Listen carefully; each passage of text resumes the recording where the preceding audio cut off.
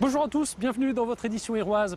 Vous pourrez profiter du beau temps ce week-end pour participer par exemple aux journées de l'archéologie. Dans ce domaine, il n'y a pas que des chantiers anciens, prestigieux, il y a aussi ces petits chantiers qui s'ouvrent à l'occasion par exemple de la construction d'une zone artisanale. L'archéologie au quotidien en somme. On va commencer la visite par là-bas. On va aller... L'INRAP, l'Institut national de recherche archéologique préventive, mène actuellement une fouille à Plélo. Ce chantier s'inscrit préalablement au projet d'extension d'une ZAC, zone artisanale et commerciale, sur prescription de l'État à travers son service régional de l'archéologie. On va faire une prescription de diagnostic archéologique qui se réalise donc sur le terrain par un opérateur d'archéologie qui s'appelle l'INRAP et qui se réalise donc sous forme de tranchées et qui va couvrir entre 7 et 10% à peu près de la surface du terrain. Ce diagnostic a révélé l'intérêt archéologique du site et la fouille a été entreprise.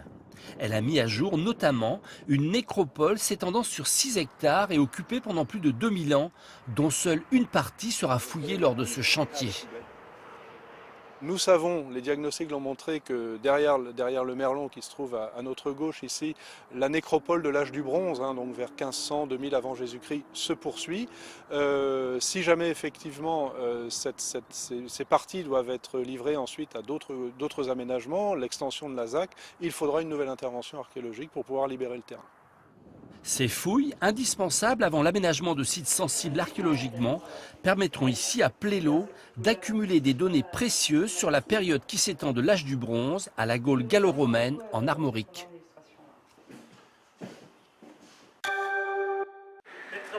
Ils ont débrayé une petite heure ce matin. Les salariés de la clinique Kerléna s'inquiètent pour l'offre de soins dans le Haut-Léon, car leur établissement doit fermer d'ici 3 ans. La centaine de soignants s'occupe de patients dont la majorité habite dans un rayon de 40 km. Pour se faire entendre, ils rencontrent les élus locaux. On a un problème que j'ai évoqué ce matin également à la mairie, qui est celui des gens que nous avons en soins de suite et en palliatif. Et tous ces gens qui ont besoin de beaucoup de soins, qui ont besoin de beaucoup de présence humaine également, et les familles qui vont devoir se déplacer éventuellement à 40 ou 50 km pour aller voir un parent auquel ils tiennent beaucoup et qui est en train de mourir, je pense que ça va être difficile pour eux et pour ces malades. La clinique Kerléna vient de signer un accord avec les cliniques brestoises de Kéraudrin et du Grand Large pour ouvrir un nouvel établissement entre Landerneau et Brest. On sait bien que les dépenses d'assurance maladie sont en réduction. Nos prix de journée ont baissé de 2,5% cette année, après déjà 2 baisses successives. Et donc, il s'agit de mutualiser les charges. Et un établissement comme le nôtre qui fait environ 112 lits, la perspective à long terme est forcément de se regrouper avec un autre acteur pour obtenir une taille plus importante.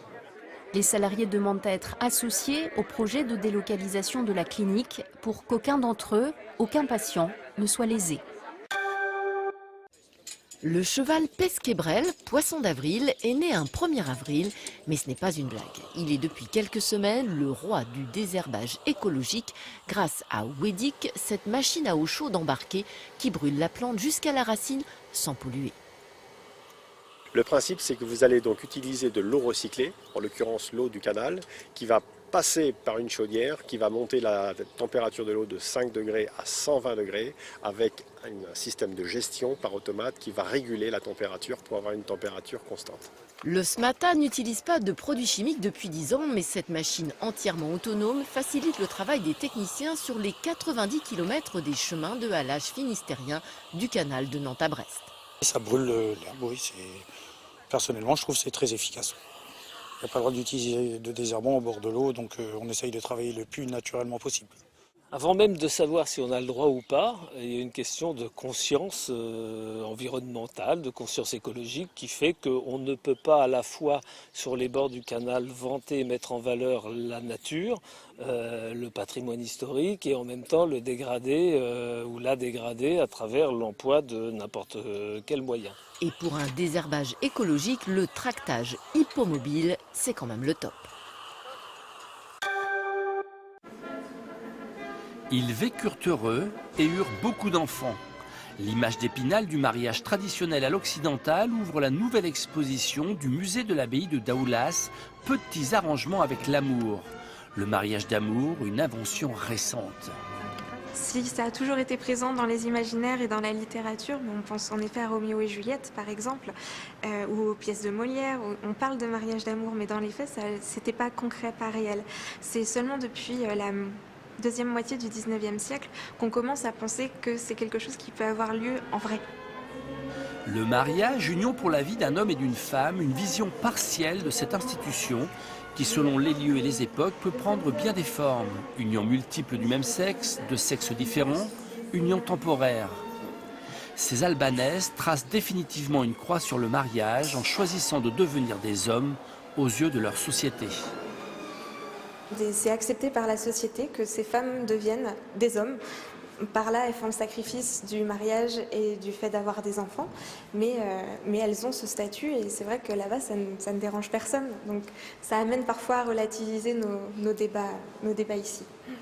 Vétérinaire, ingénieur agronome, gentleman farmer ou similaire. 1960. Le mariage, une institution vivante et en évolution dont l'exposition brosse une vision à la fois universelle et plurielle, loin des crispations idéologiques et des images d'Épinal. Petits arrangements avec l'amour jusqu'au 3 janvier 2016 à l'abbaye de Daoulas. Eviguel ar sonerez ez ono les Groove Boys, Dissadorn et Kemper. Dans sa guitare, a vo kinnig e Dissadorn et Castel Paul, em gav da Gresteiz gant Central Park.